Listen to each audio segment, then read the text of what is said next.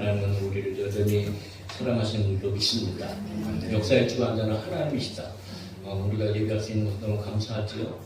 과거에 우리가 생각해 볼 때에 8월달에 광복절 있는 주간 아니겠어요? 이번 주간에 이번 주에 이제 광복절 우리가 맞이하게 되어지는데 하나님의 뜻 안에서 하나님의 섭리 안에서 하나님께서 대한민국을 선택하시고 또 대한민국에 복을 주시고 지금까지 지켜주셔서 온 세계 가운데 선교사를 제2등 두 번째로 많이 파송하는 나라 어마어마한 그런 부흥의 시대를 우리 가운데 또 허락해 주시고 또 그 모든 5천년의 세계 역사 속에서 5년에 한 번씩 침략을 받으면서 이 한민족이 왔다 그랬는데 그럼에도 불구하고 여러분 과거하고는 비교할 수 없는 풍요로운 오늘 우리가 삶을 누리고 있고 정말 복된 시대를 누리고 있는 것은 다 하나님의 은혜인 줄로 믿습니다. 하나님께서 우리나라를 사랑하시고 그리고 하나님께서 저와 여러분들을 사랑하고 계시는 줄로 믿습니다. 그런데 또 한편으로는 여러분 굉장히 위기의 시대다. 위기. 항상 어떻게 봅니까? 가만히 생각해 보면 풍요로운 가운데 항상 때로는 그 뒤에 보면 굉장히 위기가 있다는 것을 우리가 보게 되어지는데 기독교 역시 마찬가지죠. 교회 역시 마찬가지예요.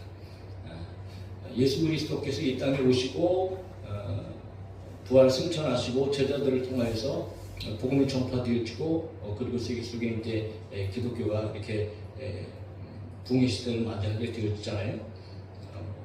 중간에는 잘못 갔던 길 카톨릭이 있었지만 그러나 종교개혁으로 인해서 다시 하나님의 말씀으로 돌아가서 기독교 역사가 시작되어졌고 그리고 나서 계속적으로 부흥의 시대를 맞이했죠. 굉장히 참으로 화려하고 찬란했던 그런 기독교 그런 문화라고 얘기해야 될까요? 그런 기독교 복음의 역사가 있었어요. 그런데 안타까운 것은 그렇게 정말 천년 전후의 기독교 역사를 가지고 어마어마하게 화려하게 부흥했던 그런 나라들이 그런 교회가 이제는 완전히 여러분 한마디로 쑥대밭이 돼요. 쑥대밭. 쇠퇴할 때로 쇠퇴하다. 기독교 인구가 다 사라져 버린 나라들.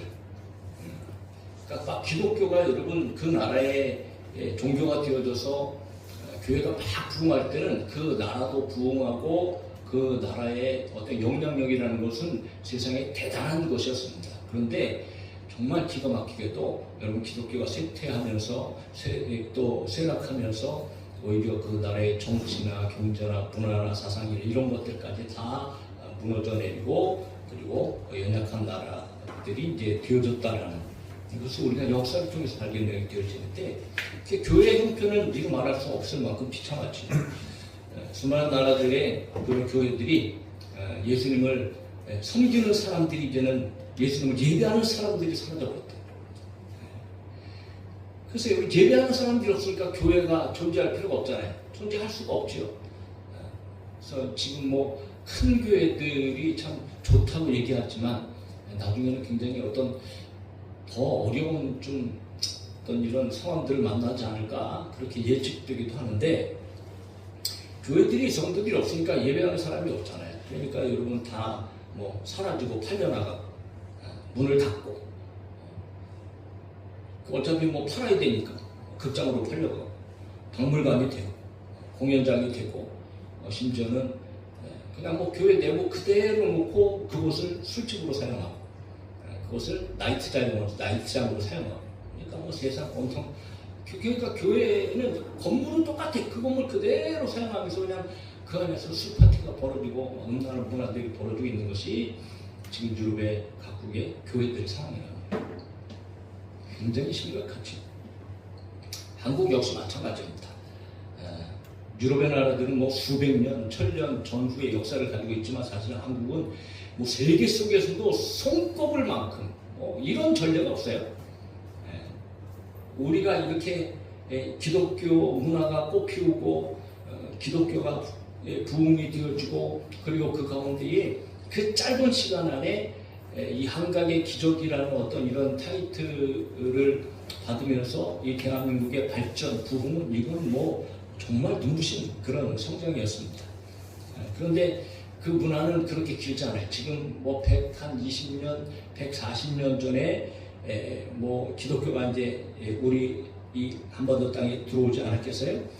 그리고 나서 기독교를 토대로 말미암아 사실은 이 나라가 어마어마한 부흥의 역사를 이루었는데, 그런데 기독교 역시 얼마 되지 않아서 이제 쇠퇴기에 접어들었잖아요. 2000년대 이후로 쇠퇴기에 접어들었다 이제 그렇게 얘기하는데, 한 짧은 시간 안에. 그리고 나서 지금은 이제 급속하게 이 감소세가 아주 뚜렷하게 나타나. 그래서 2023년에 이 한국인의 종교 현황이라는 기독교 통계를 보면, 이제 통계를 낸 거죠. 그 통계에 어떤 내용이 있냐면 간단하게 설명드리면 그래요. 자, 개신교는 가장 최고의 정점의 부흥은 2012년이었는데, 그때의 개신교의 인구가 전체 인구의 22.5%, 그러니까 10명 중 2명 이상은 기독교인이었다. 근데 한참 부흥할 때는 여러분 1980년대, 90년대 이때 정말 어마어마한 기독교의 부흥의 성장이 있었잖아요. 그때는 사람들이 이야기를 10명 중에 3명에서 4명은 기독교인이다 이렇게 얘기한다고 해요. 그러니까 30%에서 40%까지 이렇게 말하는 사람들이 있었던 거죠. 그런데 이제 이 통계에 보면 2012년도에 22.5%가 이제 개신교인이었었는데, 그런데 그 후에 2023년도까지 10년 새에 기독교 인구가 16.5%로 6%가량 감소했다 이렇게 통계가 되어집니다. 그런 가운데 눈에 띄는 것은 이 20대부터 40대까지 인구들이 절반으로 떨어졌다. 그리고 나서 아주 독특한 것은 이제 가나안 성도라고 하는 성도들이 많이 늘어났다. 가나안 성도. 여러분 가나안 성도가 어떤 성도인지 알죠? 나는 기독교인입니다. 나는 예수님 믿습니다. 라고 얘기해서 교회는 안 가는 사람들. 신앙생활 안 하는 사람들. 그런 사람들이 가나안 성도라고 얘기하는데, 2012년도에는 기독교 인구 중에 10명 중에 1명이 이런 가나안 성도였습니다. 그런데 2023년도, 작년 재작년이죠. 여러분, 이 기독교 인구 중에 26.6%, 그러니까 2배가 훨씬 넘게, 그러니까 10명 중 2명에서 3명은 가나안 성도다. 지금도 집에서 혼자 예배를 드리고, TV를 보면서 예배를 드리고, 뭐 하는 어떤 이런, 그러니까 교회하고는 전혀 상관없는 그런 삶을 들으면서 나는 기독교인이다 라고 얘기하는 사람들이 있다는 거예요.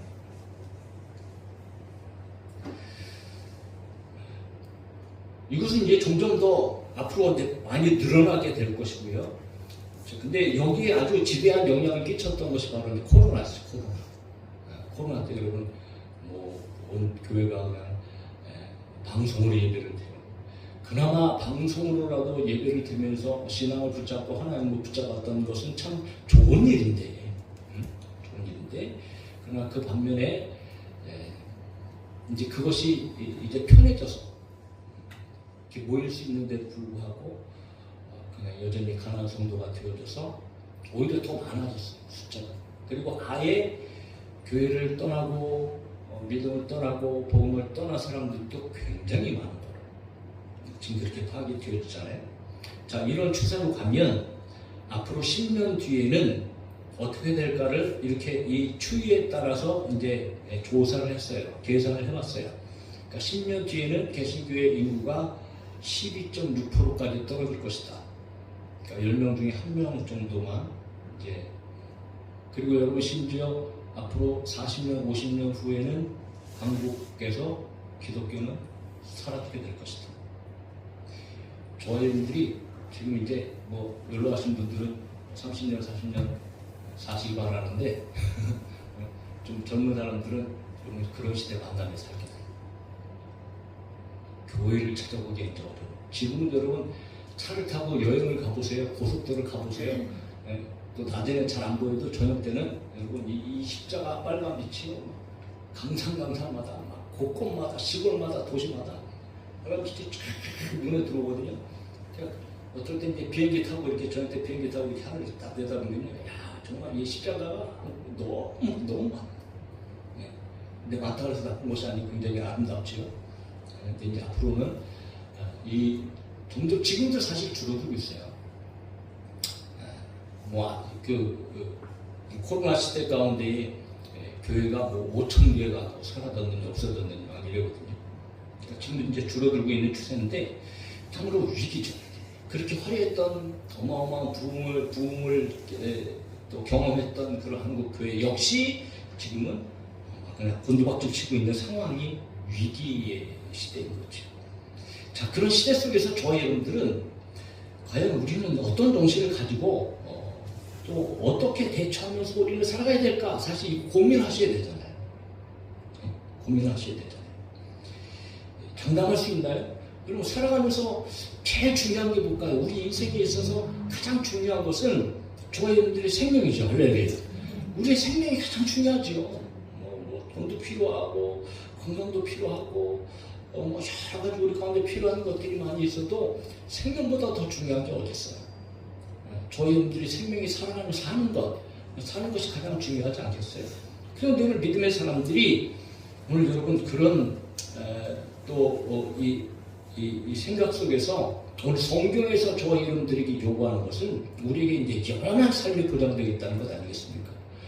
저와 여러분들은 예수 그리스도를 믿어서 여러분 우리는 영원한 천국, 영원한 삶을 살고 영원한 생명을 누리게 되어줄 줄 믿습니다. 그러면 그 삶을 여러분 앞으로 우리가 계속 누려야 될 거 아니에요? 계속 누려야 되잖아요.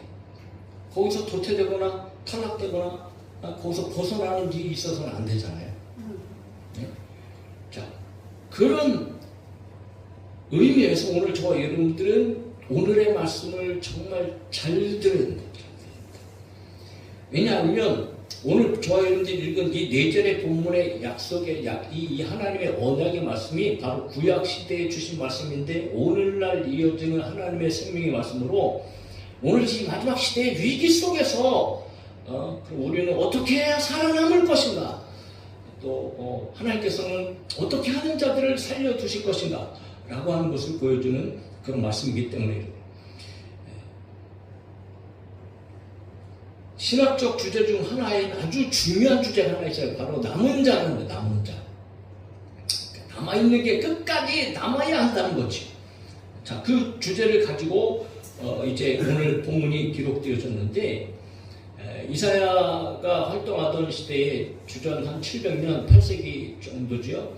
그때에 이제 아수르라는 나라가 얼마나 강력했는지 저 북방으로부터 갑자기 막 강력한 나라로 대두해갖고 이제 점점 세계를 제패하고 있는 그런 정복하고 있는 그런 상황 속에서 이미 북이스라엘은 정복을 당했어요. 심판을 당한 거죠.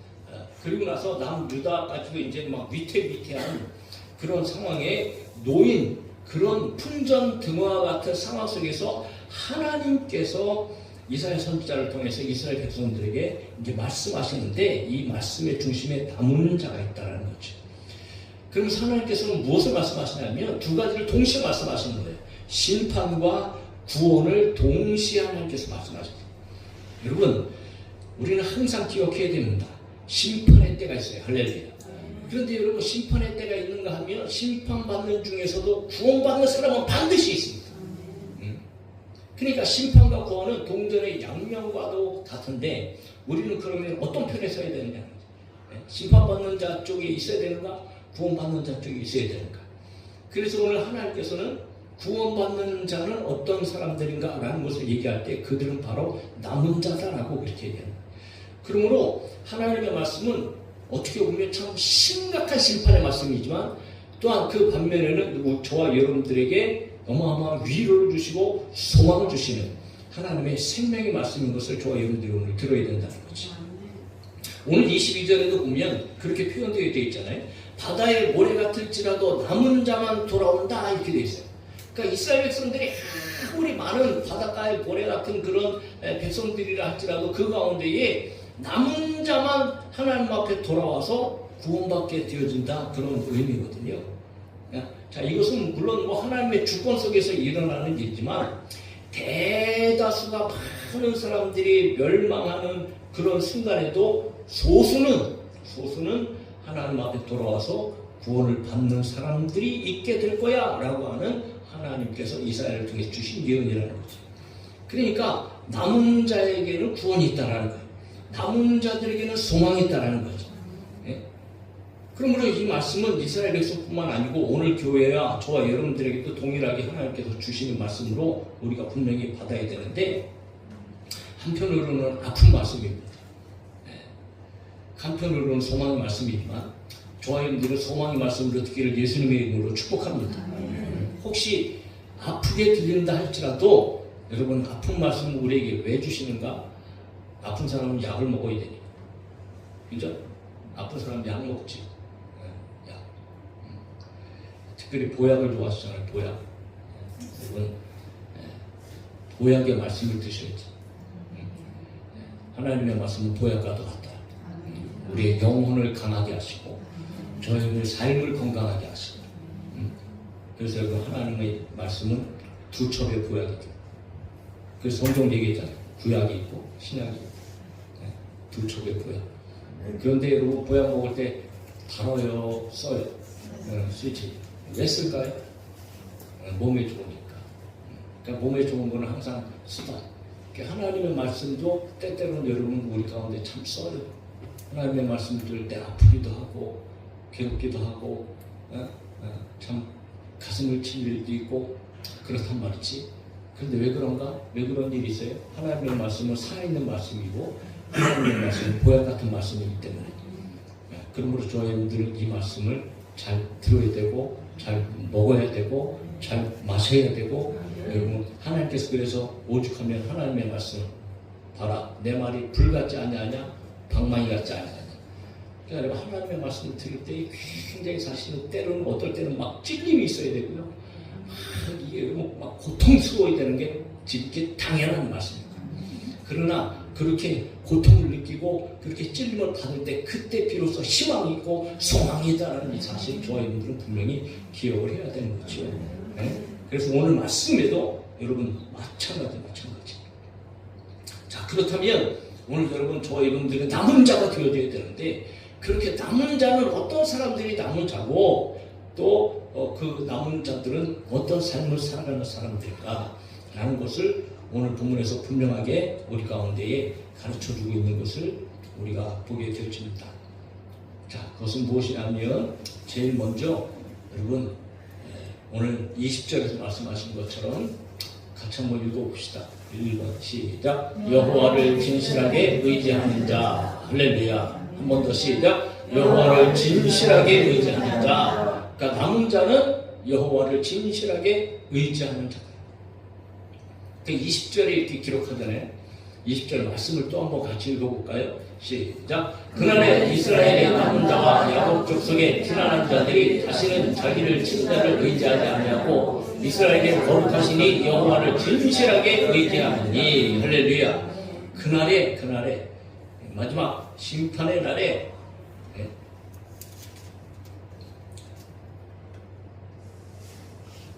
자, 이 말씀은 이스라엘 백성 중에 남은 자들은 자신들이 의지했던 것들을 다 버리고 이제는 하나님 앞에 돌아와서 하나님만을 의지하게 될 것이라고 이렇게 얘기해요.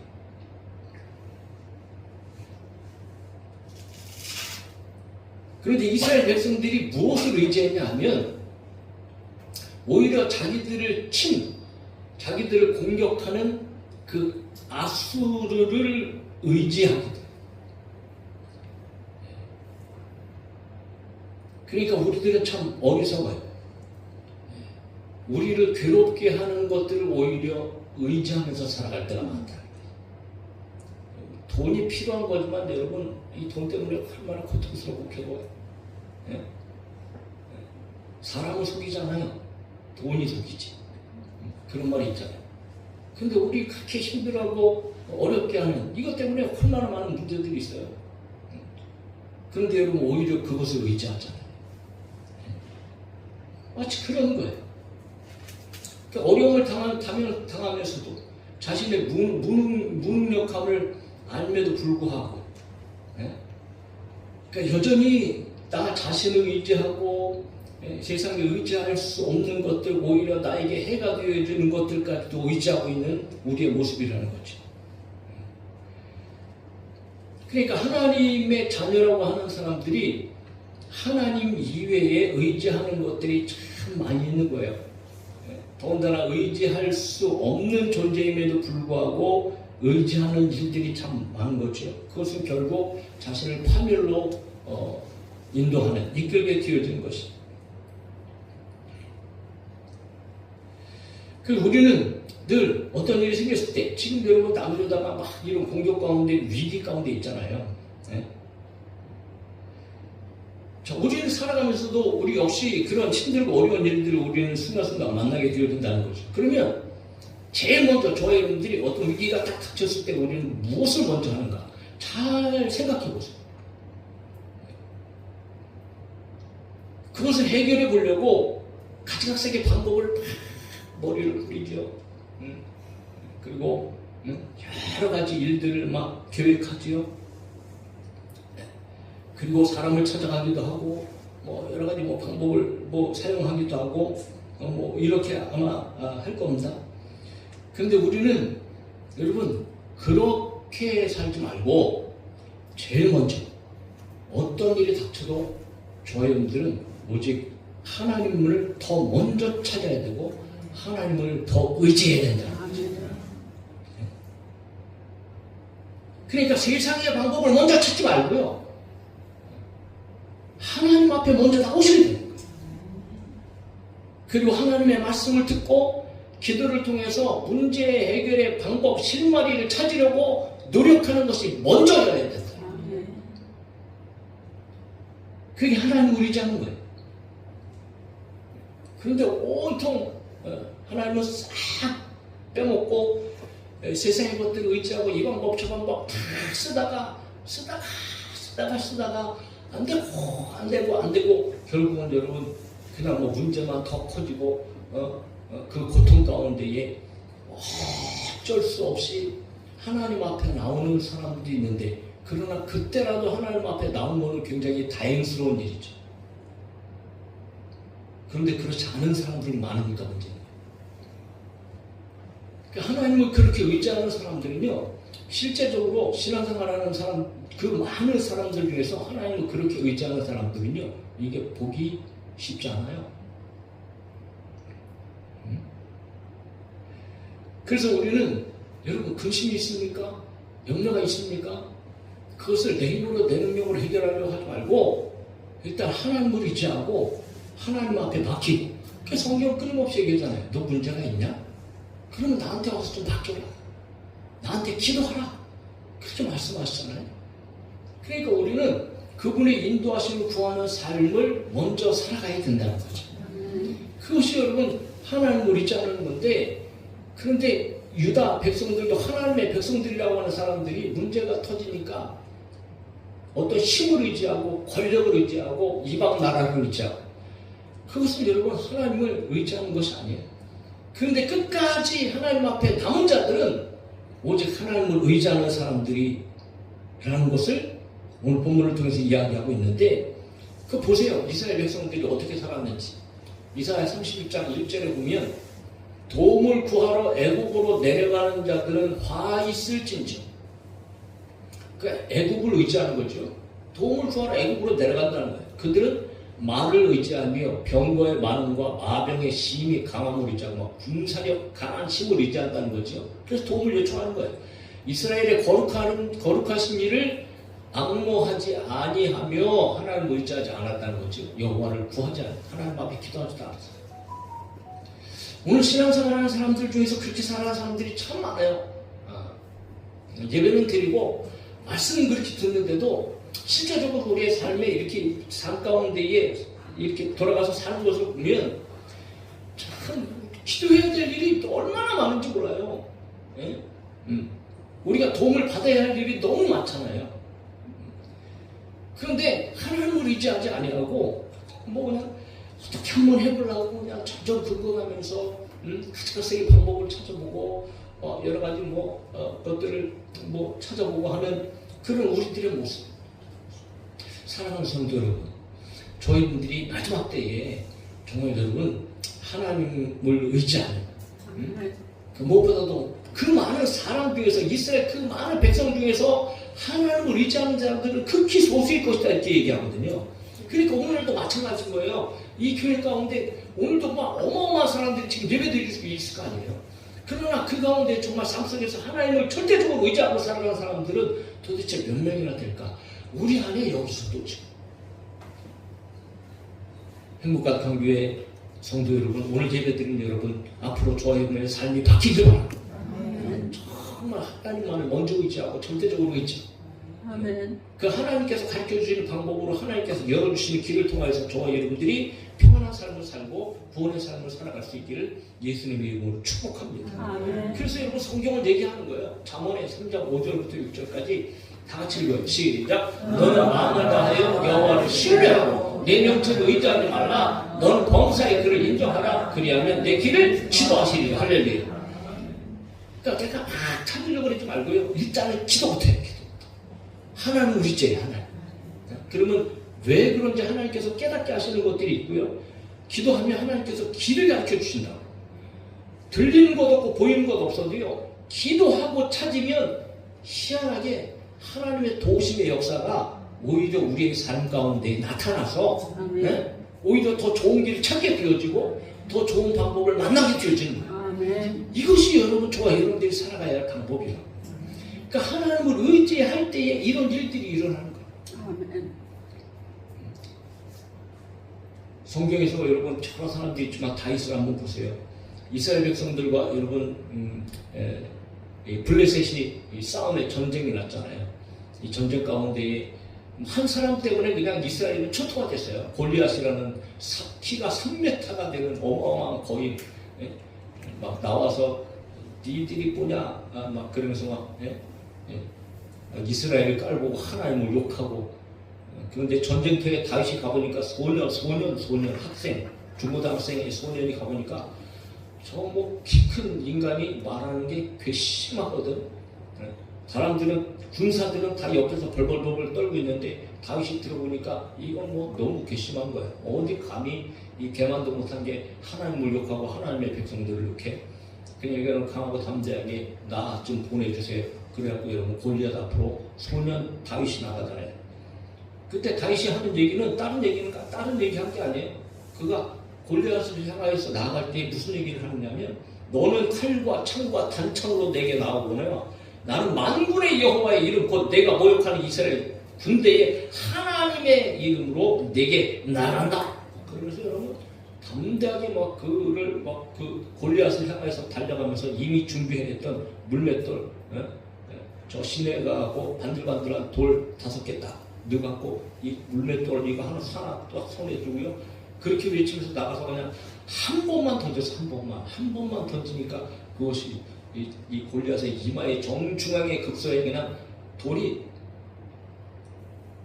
여러분 사람들한테 돌을 한번 던져보세요. 더군다나 아주 벤질벤질한 돌을 한번 던져보세요. 이마에 맞으면 머리에 맞으면 그게 여러분 튀어나오지. 튀어나오지 그게 박혀요. 박힐 가능성은 전혀 없어요. 그런데 다윗이 던지니까 하나님을 의지하면서 다윗이 돌을 던지니까 그 밴들밴들한 돌이 이 골리앗의 이마에 그냥 박혀버려갖고 그 자리에서 쓰러져 죽었다. 하나님을 의지하는 사람들이 만나는 축복. 하나님을 의지하는 사람들에게 기적이 하나님을 의지하는 사람들에게 길 열리고 하나님을 의지할 때 하나님께서는 역사에 주실 줄로 믿습니다.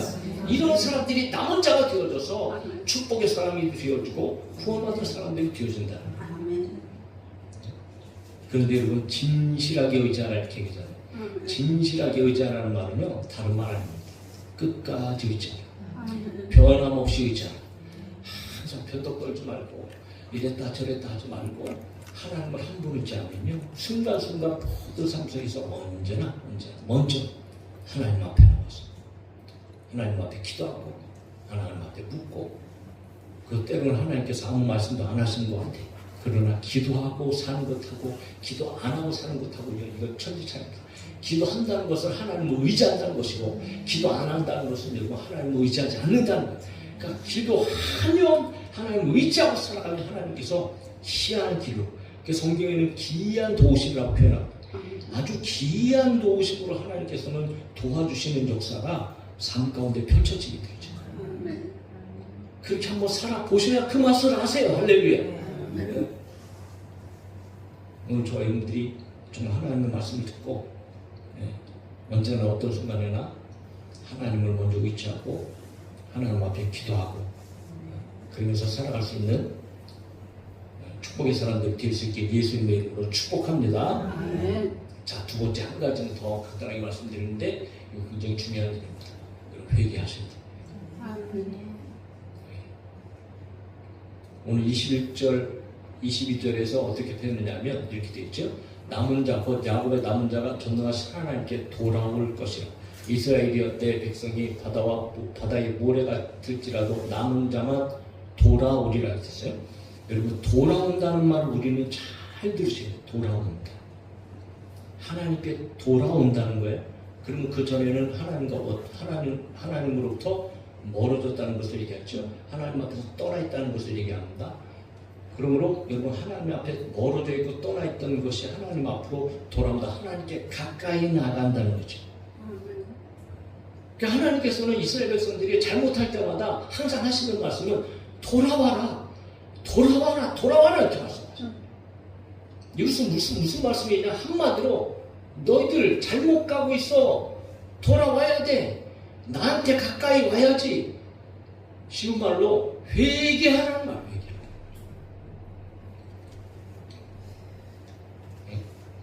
근데 누구에게 하나님께서 돌아오라 돌아오라 말씀하시는 거예요? 이방 사람들에게 그렇게 말씀하지 않으세요? 오늘 교회 밖에 있는 사람들에게 하나님께서 그렇게 말씀하지 않으세요? 물론 넓은 의미에서는 그들도 회개하고 주께로 돌아와야 되지만 오늘 믿음의 사람들에게, 이스라엘 백성들에게 너희는 내게 돌아와라 이렇게 말씀하세요. 너희들은 회개해야 된다는 거죠. 하나님 앞으로 죄악을 버리고 하나님께 가까이 오고 하나님 앞으로 나오라는 거. 이스라엘 백성들은 항상 그들은 생각하기를 우리는 하나님의 백성입니다. 우리는 구원받은 사람들입니다. 왜? 자기들이 율법도 받았어요. 율법도 받았어요. 그리고 할례도 받았어요. 그러니까 하나님의 약속을 가진 사람들이라서 이거 뭐 변함이 없어요. 보세요. 우리는 율법도 받았고요. 할례도 받았기 때문에 이미 하나님께서 약속하신 것처럼 하나님의 백성이 되어졌어요. 그러니까 우리는 언제든지 안전해요. 우리들은 실패할 수 없어요. 우리들은 이 절망하는 사람들이 아니고 소망 있는 사람들이고 하나님의 자녀들이, 이미 하나님의 자녀로서 우리는 그냥 자리 잡았어요 라고 그렇게 나름대로 생각을 했어요. 그런데 하나님께서는 그들에게 돌아와라 돌아와라 말씀하십니다. 오늘 우리가 성경을 가지고 있잖아요. 우리는 성경도 가지고 있어요. 교회에서 예배도 드려요. 세례도 받았어요. 그럼에도 불구하고 하나님 오늘 뭐라고 말씀하시는 거예요? 돌아와라, 회개하라고 말씀하시는 거예요. 오늘 수없이 많은 교회 다니는 사람들이 예배를 드리고 기도를 하고 나름대로 봉사도 하고 직책을 받아서 주의를 하고 마찬가지입니다. 여러분, 목사도 마찬가지고요, 장로도 마찬가지고, 권사도, 모든 성도 다 마찬가지입니다. 하나님 앞에 돌아와야 사는 거예요. 회개해야 사는 겁니다. 목사도 회개할 게 너무 많아요.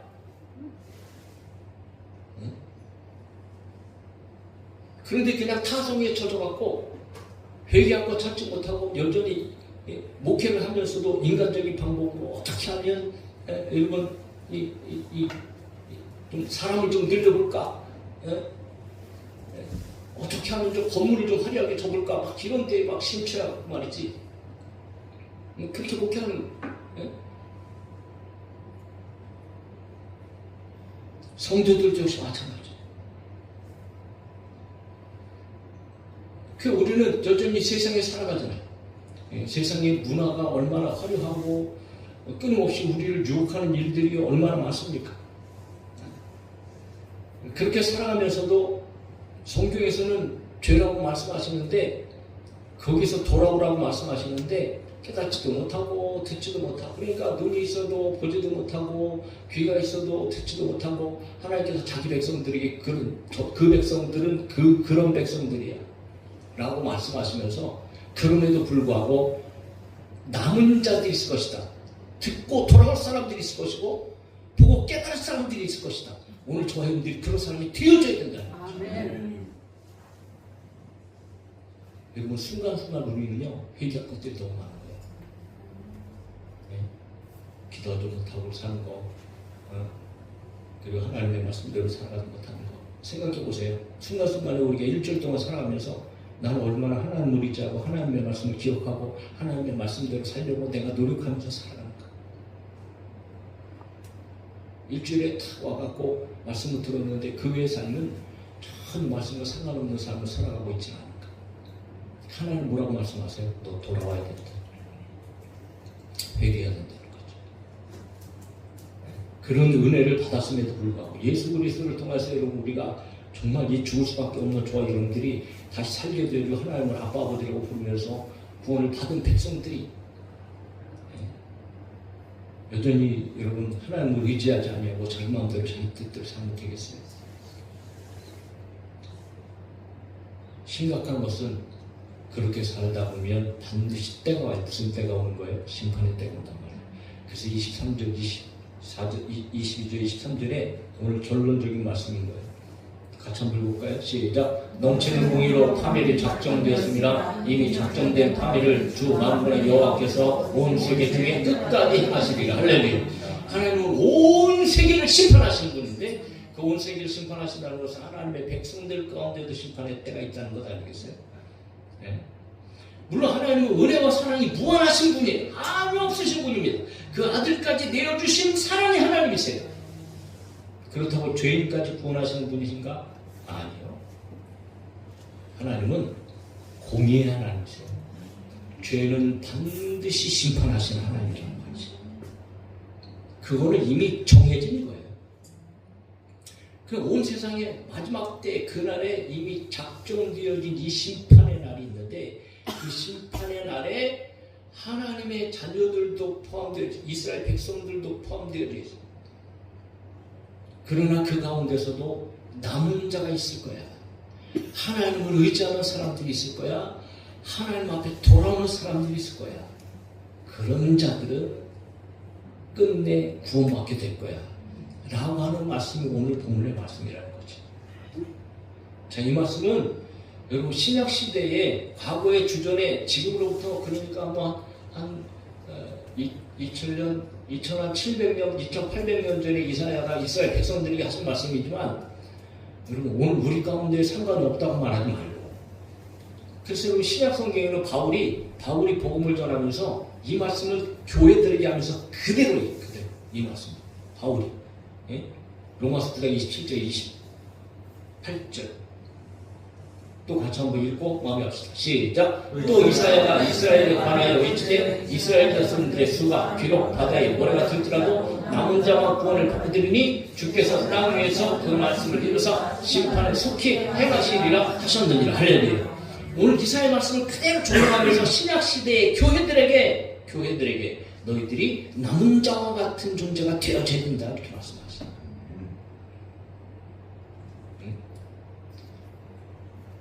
비록 오늘 예수를 믿는다고 자칫 말하는 사람들이 참으로 많지만 또 실제적으로 여러분 예배 자리에 남는 것도 굉장히 중요한 일이고요. 정말 우리가 믿음의 사람으로서 끝까지 남아있는 것, 그것은 저와 여러분의 영원한 생명과 직결된 일이기 때문에 너무 중요한 거예요. 그래서 우리는 남은 자가 되어줘야 됩니다. 저와 여러분들의 신앙생활이 남은 자의 신앙생활이 될 수 있기를 예수님의 이름으로 축복합니다. 아멘. 세상의 헛된 것들을 의지하지 말고 하나님을 변함없이 의지하고 그리고 우리의 모습을 잘 돌이켜보면서 하나님 앞에 회개할 것들은 여러분 날마다 회개합니다. 밤마다 생각해보세요. 밤마다 자기 전에 새벽에 일어나면 눈 뜨면서 하나님 오늘은 하나님 말씀을 기억하면서 살아갈 수 있도록 도와주세요.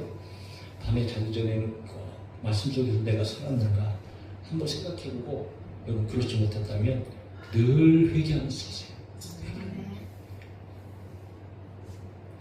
목회자님 저도 마찬가지고 순간순간 그래서 우리는 분명히 기억해야 될 것은 하나님 앞에 공의로운 심판의 날이 있는데 그 심판은 누구도 피할 수 없습니다. 그 누구도 피할 수 없는 심판은 우리 가운데 현실이지만 그러나 심판 속에서도 하나님께서 돌아오는 자들, 하나님 앞에 남은 자들에게는 구원의 소망이 있는 거예요. 우리의 죄악이 아무리 크다 할지라도 하나님 앞에 돌아가면, 하나님 의지하면 저희의 앞날의 삶은 이런 놀라운 축복의 삶이 펼쳐지고 결국 우리의 영혼은 영원한 생명의 삶을 누리게 되어줄 줄로 믿습니다. 그러므로 우리는 오늘 말씀을 꼭 기억하면서 남은 자의 삶을 저희들이 잘 끝까지 살아낼 수 있는 그런 우리 모든 성도들이 되어줄 수 있기를 예수님의 이름으로 축복합니다. 잘 갑시다.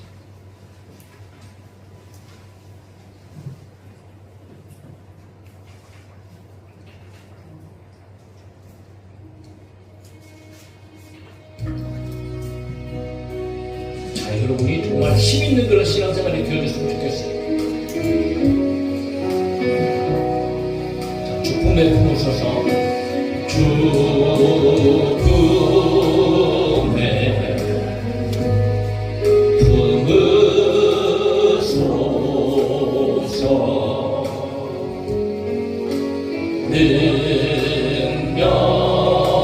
능력에 발로 덮으소서 거친 파도 날 향해 와도 주와 함께 날아오르리 폭풍 가운데 나의 영혼 잠잠하게 주를 보리라 주님 안에 나 거하리